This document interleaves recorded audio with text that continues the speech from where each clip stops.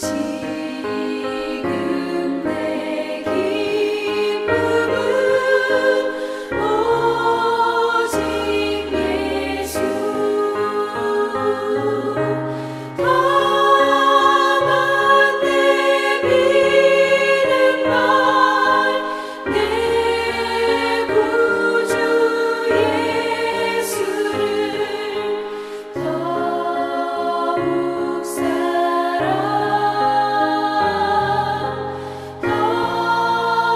더욱 사랑.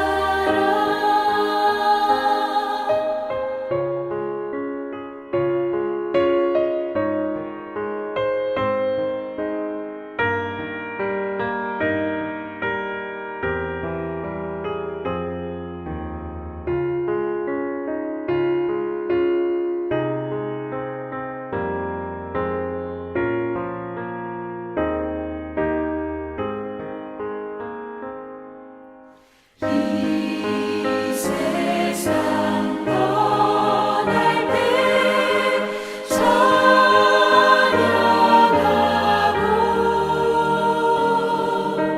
숨질 때 하는 말 이것일세. 다만 내 믿음만 내 구주 예수를 더욱 사랑,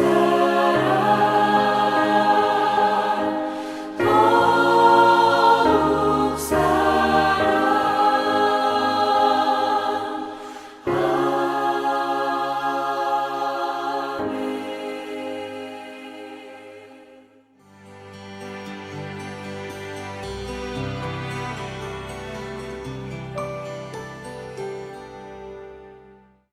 안녕하세요. 반갑습니다. 오늘 우리에게 주시는 하나님의 말씀 같이 함께 읽으며 또 말씀을 나누도록 하겠습니다.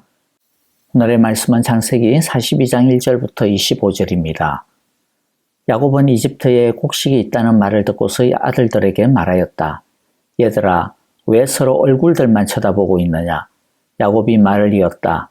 듣자 하니 이집트에 곡식이 있다고 하는구나. 그러니 거기로 가서 곡식을 좀 사 오너라. 그래야 먹고 살지 가만히 있다가는 굶어 죽겠다. 그래서 요셉의 형 10명이 곡식을 사려고 이집트로 갔다. 야곱은 요셉의 아우 베냐민만은 형들에게 딸려보내지 않았다. 베냐민을 같이 보냈다가 무슨 변이라도 당할 보아 겁이 났기 때문이다. 가나안 땅에도 기근이 들었으므로 이스라엘의 아들들도 곡식을 사러 가는 사람들 틈에 끼었다. 그때 요셉은 나라의 총리가 되어서 세상의 모든 백성에게 곡식을 파는 책임을 맡고 있었다. 요셉의 형들은 거기에 이르러서 얼굴을 땅에 대고 엎드려 요셉에게 절을 하였다. 요셉은 그들을 보자마자 곧바로 그들이 형들임을 알았다. 그러나 짐짓 모른 채 하고 그들에게 엄하게 물었다. 당신들은 어디에서 왔소? 그들이 대답하였다. 먹거리를 사려고 가나안 땅에서 왔습니다. 요셉은 형들을 알아보았으나 형들은 요셉을 알아보지 못하였다. 그때 요셉은 형들을 두고 꾼 꿈을 기억하고 그들에게 말하였다. 당신들은 첩자이요. 이 나라의 허술한 곳이 어디인지를 엿보러 온 것이 틀림없소. 그들이 대답하였다. 아닙니다, 총리어른. 소인들은 그저 먹거리를 사러 왔을 뿐입니다. 우리는 한 아버지의 자식들입니다. 소인들은 순진한 백성이며 첩자가 아닙니다. 그가 말하였다. 아니요, 당신들은 이 나라의 허술한 곳이 어딘지를 엿보러 왔소. 그들이 대답하였다. 소인들은 형제들입니다. 모두 12입니다. 가나안 땅에 사는 한 아버지의 아들들입니다. 막내는 소인들의 아버지와 함께 있고 또 하나는 이렇습니다. 요셉이 그들에게 말하였다. 내 말이 틀림없소. 당신들은 첩자들이요. 그러나 당신들이 진실을 증명할 길은 있소. 바로께서 살아계심을 두고 맹세하오.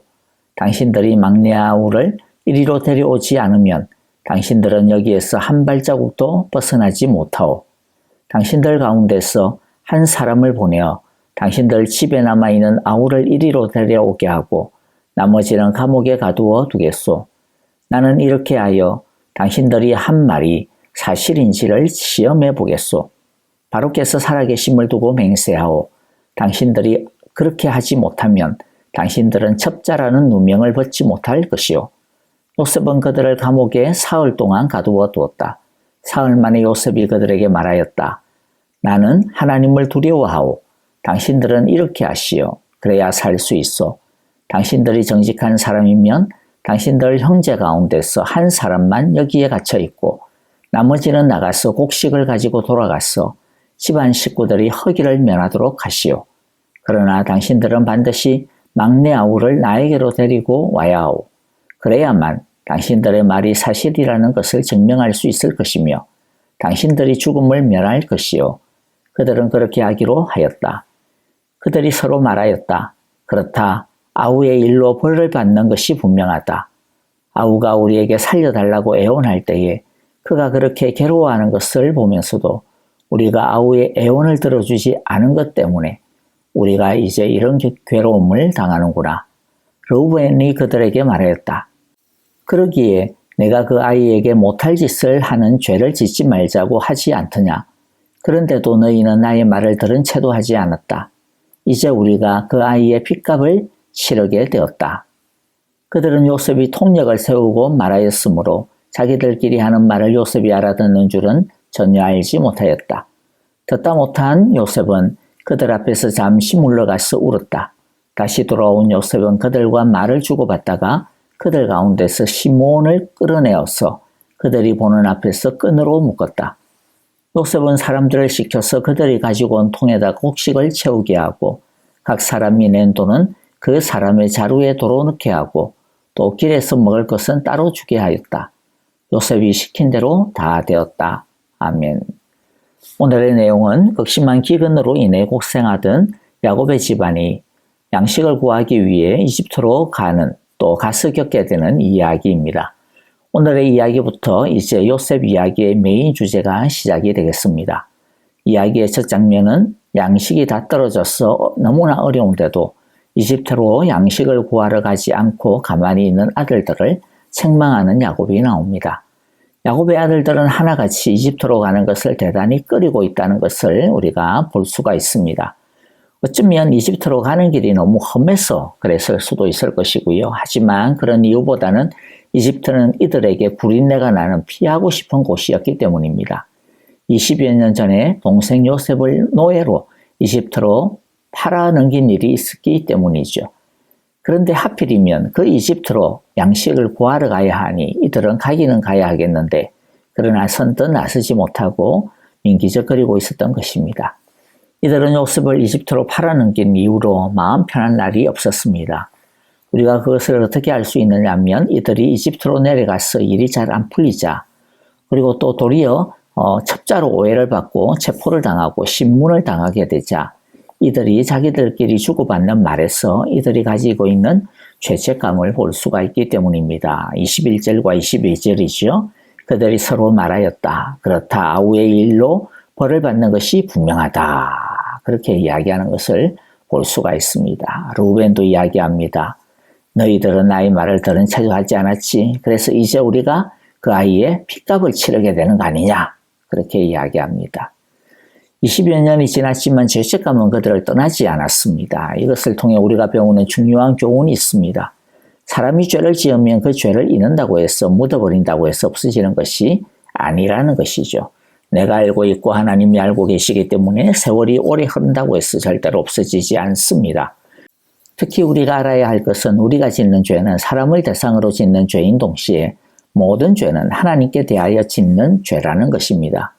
누군가를 죽이는 것은 그 사람에 대한 죄일 뿐만 아니라 그 사람에게 생명을 주시고 자신의 형상을 주신 하나님께 대한 죄입니다. 다른 사람의 물건을 훔치거나 빼앗는 것은 모든 사람에게 소유를 주신 하나님께 짓는 죄입니다. 그래서 죄를 처리하려면 항상 이중적인 조치를 취해야 합니다. 하나는 자기가 죄를 지은 그 사람을 찾아가서 죄값을 갚는 것입니다. 그리고 또 하나는 하나님 앞에 가서 용서를 받는 것입니다. 그래서 율법을 보게 되어지면 죄를 해결할 때 반드시 이중적으로 하게 되어 있습니다. 죄를 지은 사람은 하나님께 속죄제를 드려야 하고요. 그리고 또 율법이 정한 바에 따라서 피해를 입은 사람들에게 자기가 지은 죄에 해당되는 보상을 해야 됩니다. 말로만 미안하다고 해서는 죄값이 없어지는 것이 아닌 거죠. 이것이 바로 율법의 정신입니다. 앞으로 요셉과 요셉의 형들의 이야기를 통해 요셉이 어떻게 그 형들과 관계를 회복해 나가는지, 또 요셉의 형들은 어떻게 자신들 안에 있는 이 죄에서 벗어나게 되는지에 대해 자세하게 배울 수 있게 될 것입니다. 요셉의 형들은 가기 싫은 이집트에 드디어 도착을 했습니다. 그들은 이집트의 총리인 요셉 앞에 머리를 숙여 절을 했습니다. 이들은 이집트의 총리가 요셉이라는 것을 전혀 눈치채지를 못하고 있습니다. 이들을 발견한 요셉의 마음이 어땠을까요? 굉장히 복잡다단하지 않았을까 싶습니다. 요셉은 이들을 보고 바로 자신이 요셉이라고 하는 것을 밝히지 않았습니다. 이 복잡 미묘한 상황 속에서 요셉은 자기 마음대로, 자기 감정대로, 자기 생각대로 하지 않았습니다. 이 복잡한 상황 속에서 어떻게 해야 하나 하는 이 순간에 요셉은 하나님의 말씀을 떠올리고 생각합니다. 9절에 보니까 요셉은 형들을 두고 꾼 꿈을 기억하고, 이 결정적인 순간에 하나님의 꿈, 즉 이것이 하나님께서 요셉에게 주신 말씀인데요. 그 꿈, 말씀을 생각했다라는 겁니다. 요셉은 형들에 대해 섣불리 복수하려고 하지 않았고, 또 반대로 섣불리 화해하려고 서두르지도 않았습니다. 그 모든 인간적인 생각들과 감정들을 뒤로 하고 먼저 하나님의 꿈, 하나님의 말씀을 생각했습니다. 그 꿈, 그 말씀이 어떤 내용입니까? 단순하게 형들이나 아버지가 요셉에게 절을 한다, 그런 의미만이 아닙니다. 더 중요하게는 하나님께서 나를 우리 가정의 구원자로, 우리 가정을 살리는 자로 세웠구나 라고 하는 뜻인 것이죠. 하나님의 계획은 기근 가운데 나를 통하여 내 가족을 살려내기 위한 것이었다. 이것이 바로 요셉의 생각이었습니다. 여러분, 이것이 오늘의 말씀을 통해 우리가 두 번째 마음에 강하게 새겨두어야 할 교훈입니다. 뭐냐면 하나님의 백성은요, 결정적인 순간에 하나님의 말씀을 붙들어야 합니다. 결정적인 순간에 무엇을 붙들느냐에 따라 운명이 달라지는데요. 결정적인 순간에 하나님의 말씀이 생각나고 그 말씀을 붙들면 다시 살아날 수 있습니다. 회복될 수 있습니다. 우리 모두는 결정적인 순간에 하나님의 말씀이 생각나고 그 말씀을 붙들 수 있기를 간절히 바랍니다. 좋은 의도라도 인간적으로 서두르면 달이 납니다. 하나님의 말씀에 따를 때 진짜 지혜를 얻게 됩니다. 요셉은 이제 아버지를 비롯해서 가족 전체를 이집트로 데려올 계획을 나름 세웁니다. 그러려면 먼저 형들과의 관계가 진정으로 회복되어져야 합니다. 그런데 관계가 회복되려면 형들이 자신한 죄에 대해서 진정으로 회개하고 형제들끼리 먼저 회복되는 것이 필요합니다. 요셉은 이들을 첩자로 몰아갑니다. 그러면서 자연스럽게 아버지의 생사에 대해서 듣게 되죠. 요셉은 계속해서 이들을 첩자로 의심하면서 몰아붙입니다. 세게. 그리고 자신들이 첩자가 아니라고 하는 것을 증명할 기회를 주겠는데, 그것은 한 사람을 인질로 남겨두고 나머지는 가서 곡식을 가지고 가서 가족들하고 먹고, 그리고 나중에 다시 올 때는 막내 동생을 데리고 와야 된다라고 이야기합니다. 이들은 일이 자꾸만 꼬이는 것을 보면서 자책하기 시작을 합니다. 21절 보니까 그들이 서로 말하였다. 그렇다. 아우의 일로 벌을 받는 것이 분명하다. 아우가 우리에게 살려달라고 애원할 때에 그가 그렇게 괴로워하는 것을 보면서도 우리가 아우의 애원을 들어주지 않은 것 때문에 우리가 이제 이런 괴로움을 당하는구나. 그렇게 이야기하죠. 그러자 르우벤이 동생들을 나무랍니다. 22절에 보니까 그러기에 내가 그 아이에게 못할 짓을 하는 죄를 짓지 말자고 하지 않았더냐. 그런데도 너희는 나의 말을 들은 채도 하지 않았어. 이제 우리가 그 아이의 핏값을 치르게 되는 거야. 이렇게 서로가 옥신각신합니다. 형들이 과거에 자신을 노예로 팔아넘긴 것에 대해 괴로워하고 있고, 또 그것을 죄라고 말하는 것은 대단히 희망적이고 인상 깊은 것입니다. 요셉을 노예로 팔아넘기던 그때와 비교해 보면 이들의 믿음이 상당히 진일보해 있음이 분명합니다. 하지만 이들은 요셉의 죄에 뉘우치기는 했습니다만 여전히 아쉬운 부분도 있어요. 이 형제들 사이에는 책임을 다른 사람에게 전가시키려고 하는 모습이 뜨뜻 보이고 남아있는 것을 보게 됩니다. 이것은 진정한 의미의 회개가 아닙니다. 진정한 회개는 삶의 방식을 고치는 것이죠. 생각과 가치관과 생활 습관을 뜯어 고치는 것입니다. 그러면 요셉의 형들이 어떻게 해야 진정한 회개가 되겠습니까? 누구에게 전가시키는 것이 아니라 자기 자신이 동생을 팔아먹은 주범임을 인정하고 기꺼이 그 죄를 스스로가 모두가 먼저 짊어져야 합니다. 그들이 진정으로 회개한다면 하나님의 말씀을 인정하지 못했던 그 시기심을 벗어버리고 말씀으로 돌아와야 할 것입니다. 이제 말씀을 마무리합니다. 죄를 해결하지 못하면 죄책감의 비수를 우리는 항상 주머니에 넣고 다니는 것과 같습니다. 순간순간 비집고 나와 찌르고 피 흘리게 할 것입니다. 그러므로 죄는 빨리 해결해야 합니다. 하나님 앞에서 해결할 뿐만 아니라 상대방에게도 진정으로 용서를 구하고 진정으로 화해해야 합니다. 필요하면 배상도 해야죠. 그것은 우리 자신이 진정으로 회개한다라고 하는 진정성의 표현이 될 것입니다. 결정적인 순간에 다른 것을 붙잡고 따르면 안 됩니다. 자신의 생각, 감정, 마음의 소리에 귀를 기울이면 안 됩니다. 하나님의 말씀에 귀를 기울여야 합니다. 하나님의 말씀이 들려지게 해야 합니다. 하나님의 말씀이 들려지게 되어지면 우리는 아무리 오래되어진 길도 제대로 찾아 해결할 수 있게 되어질 것입니다. 그러므로 언제나 하나님 중심이어야 한다는 것을 잊지 말고 항상 하나님의 말씀을 사모하고 분별하는 훈련을 지속하는 우리 모두가 되기를 기도하고 축복합니다. 아멘. 자, 오늘의 말씀 우리 마음에 새기면서요 함께 찬양드리고 또 기도하겠습니다. 여러분들 우리 아프신 성도님들 또 교회를 위하여서 생각나는 대로 기도해 주시기를 바랍니다. 또 우리 IT, 우크라이나, 위시아에서 우리 여러 선교사님들 기억해 주시고요. 날마다 그곳에 하나님의 평화가 깃들게 하소서라고 기도하시면 좋겠습니다. 자, 이제 우리 함께 찬양드리며 기도하겠습니다. 할렐루야, 저는 배우 이성경 자매입니다. 오늘도 살아계신 하나님을 사랑하고 찬양합니다.